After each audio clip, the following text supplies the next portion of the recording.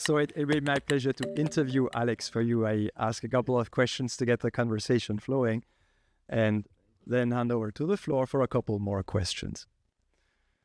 All right. So thanks, Marco, for doing Alex's intro. Alex is really a character in the landscape of AI and especially, speech and the world of translation. Maybe a couple of you guys here might know that Alex is the founder of maybe the most important conference in speech translation, which is called IWSLT, which is the International Workshop on Spoken Language Translation, which was born out of one of the projects that Alex worked on. I think some of you might also know that Alex, apart from being an amazing scientist, like Marco said, he founded so many startups, mostly spin-offs from his own research. 13, that's the count. The latest was sold to Zoom. One before, a while ago, Jibigo, that had as product Jibigo, it was sold to Facebook. And so Alex ended up founding the language technology group inside Facebook. And this was a while back, even before AI was such a hot topic, even in Facebook. And so we have Alex here with us tonight, and given your experience, this kind of pattern, this repeat thing that you've done time and again, like research and putting out some research results and putting them into shaping them in the form of a company, of a product, and then moving on, that way, and doing this pendulum between academia and industry in the form of startups repeatedly. So based on all this experience, I wanted to ask you a couple of questions and maybe, take from what I can suspect that many of the young people here might wonder about. So my first question to you would be, what do you see that people with a scientific background do wrong when they become entrepreneurs, essentially, which is obviously it's tech transfers. This is what it is. What do people get wrong when they try and do this? Well, just allow me to just say a few words before I answer your question. To simply thank you, first of all, to come here. I just love coming here and visiting here and meeting everyone, and all my discussions with Marco and you are just always so delightful.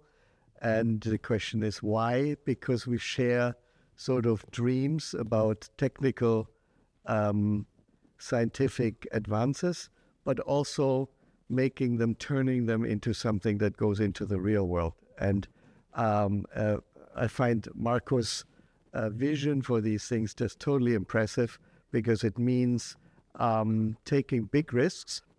Risk-taking is one of those things that we share. We just love doing crazy things. But it is at the heart of it. If you look at the world and saying, I really want to have some impact and do something, then it's not enough to just have a technical vision, but you have to have the will to really turn it into something that people can really touch and feel and use. And that is so essentially already the beginning of the answer to your question is most scientists at the university, they don't go that far. They just simply say, well, I just, want to do cool stuff. And, where's the database that I can train it on, right? So I tell them at my own lab, well, it's just like if you're doing research and you want to conquer new worlds, right? You can't expect a nicely paved highway to the land that you want to visit, right? You really have to somehow go out there with a machete and create a path to it.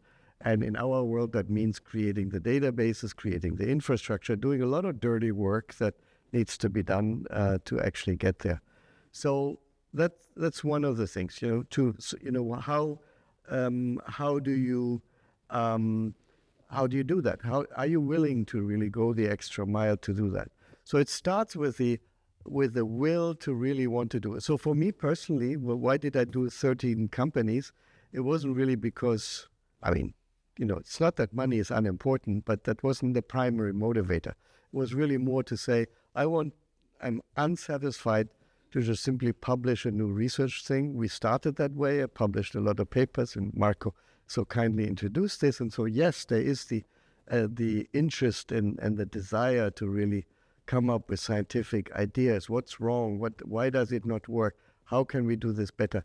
But then just publishing paper, putting it in some library and hoping that somebody will read your paper turns into a beauty contest where you eventually just, I have a better paper than you do. And I just got so disgusted and bored with it that I said, it would be so much nicer if people would actually touch it and hold it in their hand and really do something, and I can answer some problem.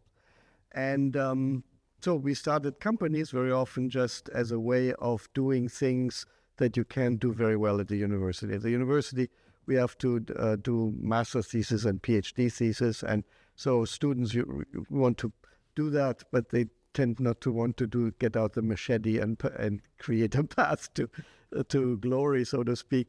And that's, for example, what Translated is just such a wonderful example of, right? It's just not a company that only does MT algorithm. It's a company that does the MT algorithm and then fixes it so that in the end, there is really a perfect translation or a good translation that somebody wants. And that's my first lesson or my first answer to your question. The customer doesn't give a shit about your technology, right? They want to have some solution to a problem they have. I have a text, my website, right? Or my resume.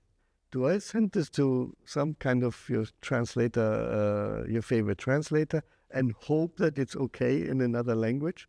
No. I mean, you want to make sure it's good quality. You want to make sure you represent your company well, etc. So you find somebody, can you look this over and see if it's okay? Can you fix it up for me, right? So that's the solution that somebody looks for. And so Translator does that. It goes the extra mile, provides the quality and delivers to your doorstep what you want, right?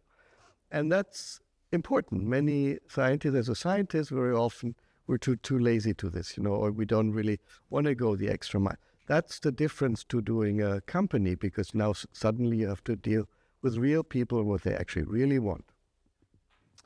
And, in one of the companies that I think the company number 9 or 10 that we sold to Facebook, one of our team members, he one time took me by the side and says, Alex, doing a company was really fun until we had customers.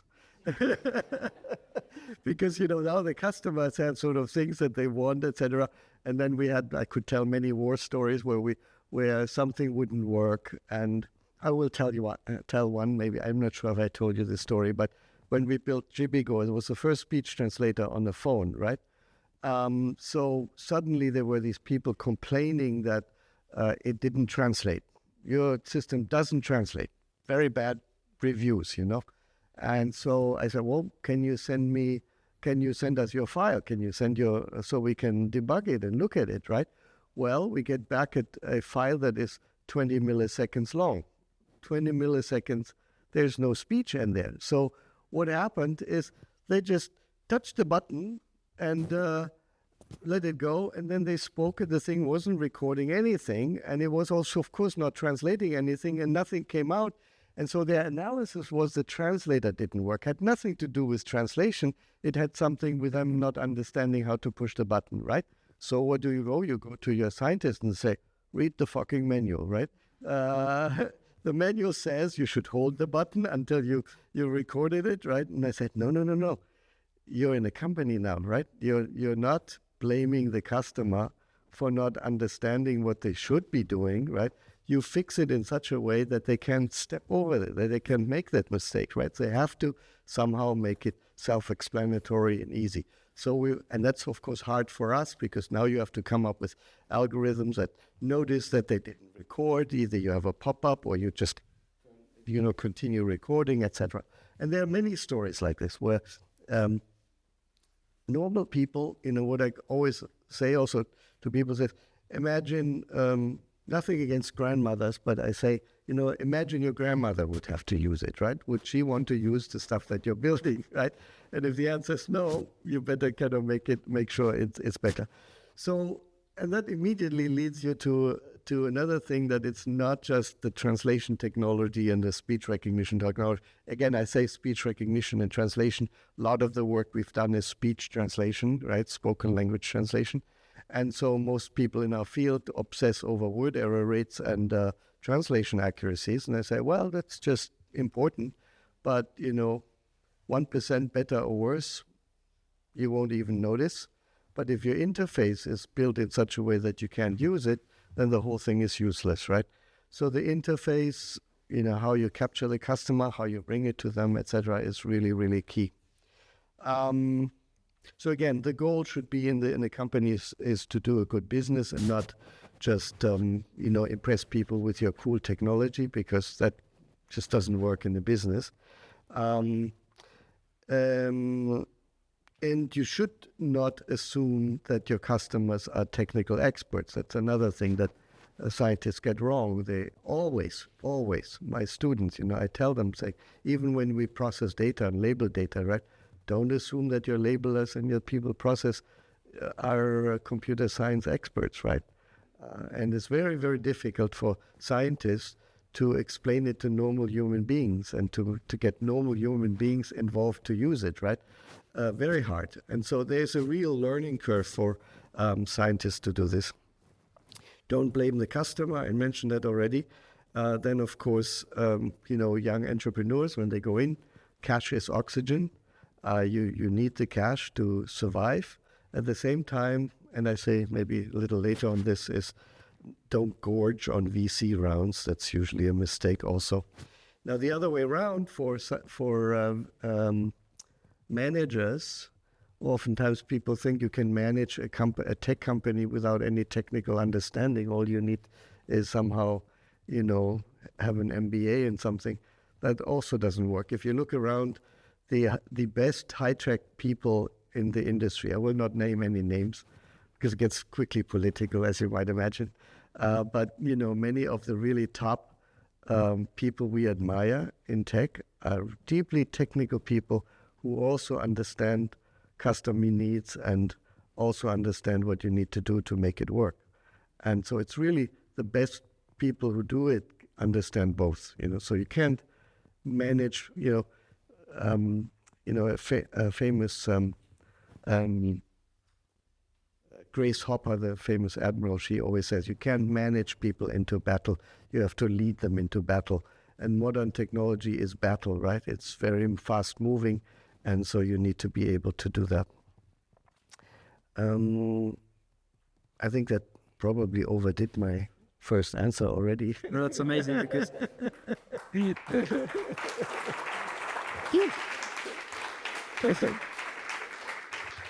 Thank you, Alex. This is so valuable. I think you're distilling years and years of trials and attempts and adventures and war stories in a couple of words here. I imagine this is really valuable to us. Let's carry on, and then something that I'm curious about is like this thinking in terms of patterns, namely. If there are any, I'm not asking for recipes, but to get that right, to get technology transfer right, have you observed that, well, maybe yourself or others have done things that you can kind of identify and say, doing it this way works versus, what we've discussed now, which is the anti-pattern, like doing or trying this doesn't work, and this is kind of a usual bias, a usual mistake. If we take the positive, what comes to mind? Yeah, well, I guess it's also war stories, right? I mean, many of the things is how do you build. Actually, one, I'm not sure if it's the top reason or the second top reason, but it's actually a real statistic. Why startup companies fail is that the founders start fighting with each other, right? So not getting along with your other people is a killer for a company. Why? Because if you start a company with 3-4 people, everybody does 5 jobs, right? You have to do finance and marketing and things, and everybody does 5 things at the same time. that is the beauty of it. I mean, that is why I love doing it, right? Because you can now, with a small team of people, really change the world. You don't sit around in meetings all day long like the big companies do, where everybody has a tiny slice of the business, and they have to spend all their time in meetings, explaining things to each other, etc., to get anything moving. Here you can just move on a dime and do things really, really quickly. But you better understand and love your peers, the people with you, and get along with them, because if anybody somehow doesn't work well with each other, then the whole company goes down the tubes. And so, for example, and why do people fight? Well, it's personality conflicts, it's egos, it's money, there are many things you need to kind of really get right and make sure that the team remains happy and working with each other well. And in setting up a company, it's critical to select people who are just basically nice people. So if you give me the choice between someone who is intelligent and super nice or somebody who's a genius and not nice, I will pick the nice person that's intelligent anytime. In fact, there's a crude way of putting this from Sir Richard Branson from Virgin Galactic, or Virgin Atlantic, who was asked that question, and he says, it's better to have a hole in your team than an asshole in your team. And I completely subscribe to this, right? So one person can really poison the climate, and then the whole company doesn't really work. So pick really, really good people who are also nice people to get along with. And I think that is just a crucial thing that I made as a habit. So now, of course, as a university professor, I have the luxury that I get to know people really, really well. So very often we start companies out of the university where we figure this is really an interesting product we can do. But then you pick the people that can really do that have a practical tilt, that are nice people, that are super intelligent, who don't mind kind of doing the work that is necessary, and then you gradually build a team. Now that's a bit a luxury, of course, being an academic, but still I would recommend or give this as an advice to do it this way. You asked also how does the transition work? Of course, when we start with something in science, I think the first thing you have to ask your question is, would somebody really pay money for this, right? I mean, very often we have really cool things that are really wonderful, but you wouldn't build a business around it. It's just a cool idea.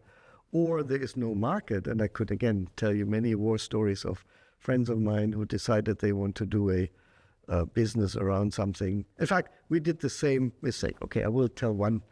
Before we did GBGO, we built the world's first sign translator. So it was you hold up the camera in a road sign in China, and it gives you the translation into English, right?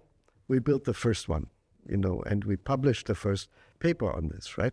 Now, of course, you can find it on Google, and in fact, long story, I know the people, etc. But the thing is, at the time, there was no iPhone. You could only get a compact iPad, these PDAs, right? I don't know if you are all young people, you don't remember what a PDA was, but it was it was this thing you bought and you did your calendars on it.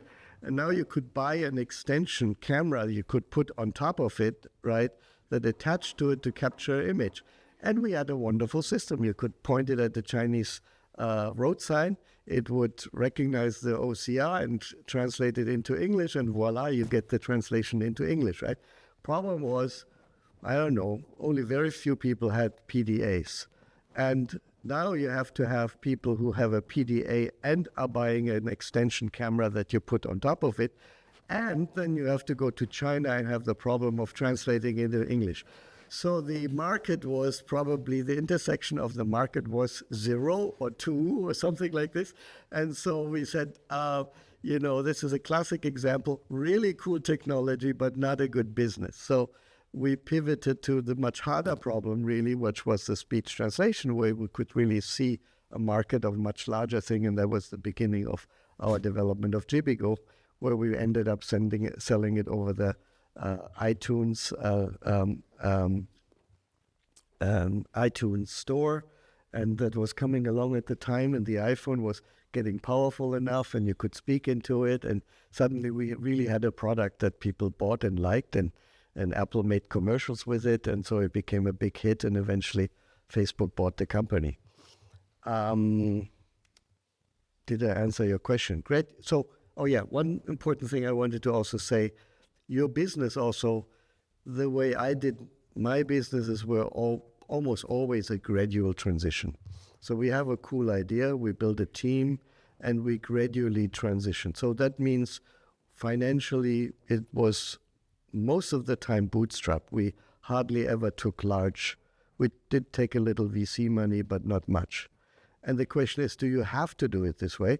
The answer is no. You can go the other route. You can go take VC money and grow and do it that way. And many startup companies do that. How do you choose how to do it? It really depends on the business and on the speed with which you must grow, right? If you're the next Facebook, and there are many other players who do social networks, and you want to dominate the market in the shortest possible time, you need a ton of money to grow as fast as you can and do it. And that's where VCs come in, right? But you have to always keep in mind, most young entrepreneurs think that having a large VC round is what you should be proudest of, right? So people say, so it's, so many tens or hundreds millions of dollars in VC money. Whenever I hear this, I feel sorry for the people because they become slaves in their own company, because now they have to answer to all the VCs and all the money people who provide this, and you reduce your options in the future. You have to now become the next Facebook, because very few people will pay you hundreds of millions of dollars to buy your company. It's because, again, in terms of an exit, it's either an IPO or an acquisition.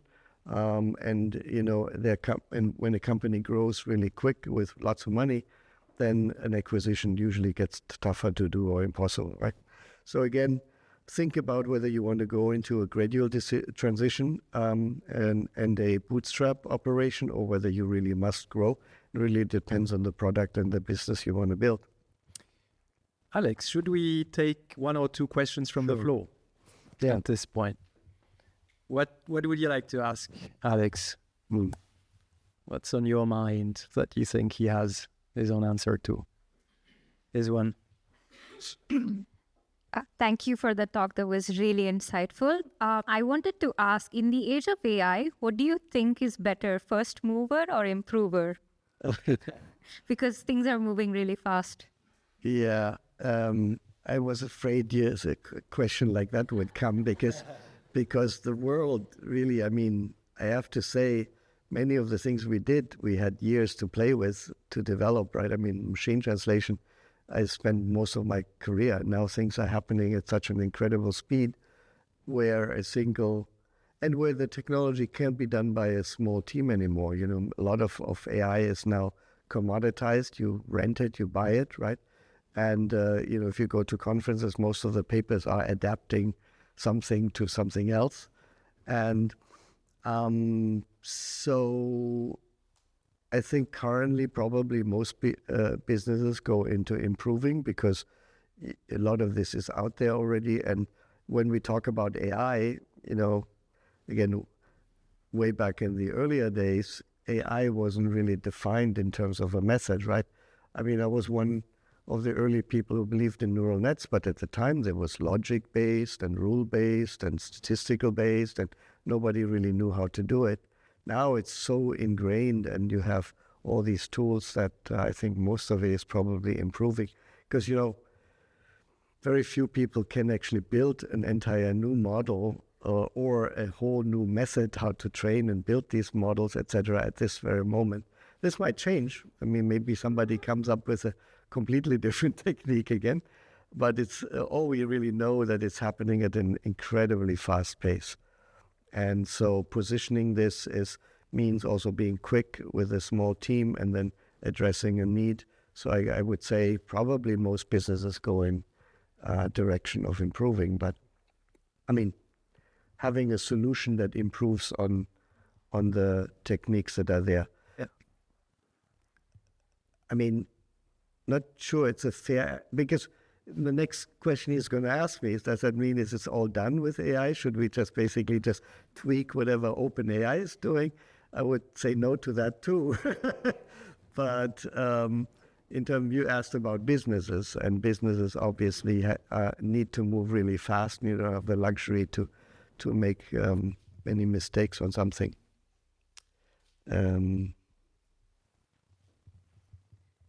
Okay, thanks. Is that yeah. Do we have another question from the floor? I see Cristiano has one, but Cristiano is from the team, so if anybody, go ahead. Yeah. Easy. No? Okay, Cristiano, it is correct. So thank you. You've said that you have founded 13 companies, but to found a company, you must fall in love with it. So is it hard then to sell your own company? Yes, it's hard because you enjoy it, but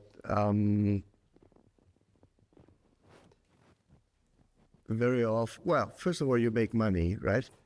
And with that, and usually I have already a new idea. And if somebody gives me money so I can do the new idea, that is not a bad thing to happen.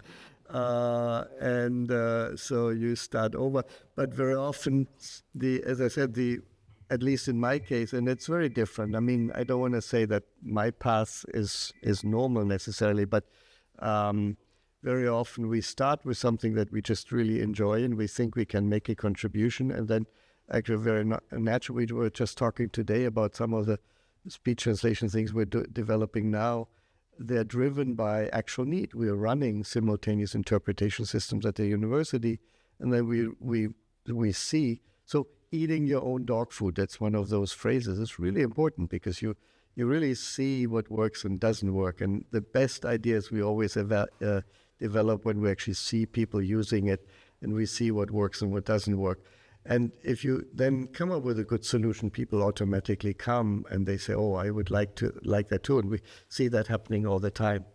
And then the question, is it easy to sell? Well, I mean, one of the pleasures is if you really do sell it, very often you get much, much larger exposure, right? So in a larger ecosystem, you play a role of transitioning something from science to really broad adoption. I mean, selling something to Facebook or to Zoom. I mean, Zoom, if you turn on the captioning, that comes from us. I mean, it's very satisfying to know that the whole world can now communicate over Zoom with our research, right? With our translation. And it couldn't have been done just by doing the science only. You really have to go the extra mile, see that it fits and that you have a solution, right? And then that is consolation for giving it away, basically, that you see that it has impact, and that's ultimately what it's all about. Thank you so much, Alex. Thanks for being with us. Big round of applause for Alex, please.